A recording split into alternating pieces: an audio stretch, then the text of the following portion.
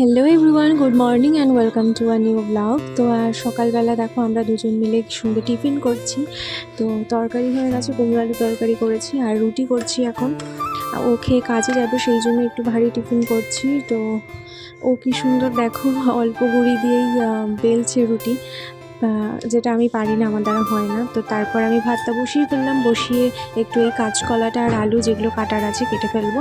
আজকে একটু কোপ্তা করে ঝোল করবো ইচ্ছা আছে, নিরামিষে আর কি বা খাবো। করে কে ভেজলিন লাগায় দাঁত মাজার মতো? ঘোরো দেখি।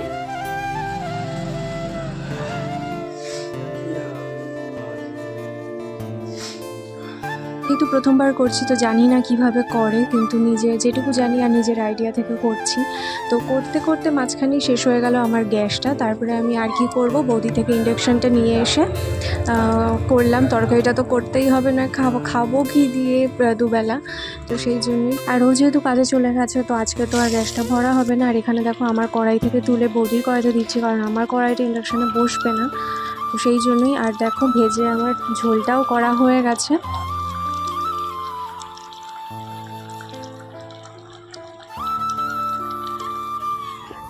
এখন বিকালে ছটা নাগাদ বাজে, একটু বেরোলাম, মানে ও কাজের থেকে বেরিয়ে গেছে, আমি একটু বেরোলাম, একটু সবজি বাজার নিয়ে আসি। বুঝবে না কি করবো না করবো, শাক পেলে নিয়ে আসবো, তাই শাক খেতে ইচ্ছে করছিল অনেকদিন ধরে। এইভাবেই ছিলাম, এইভাবেই চাদরটা জড়িয়ে জাস্ট বেরিয়ে গেছি।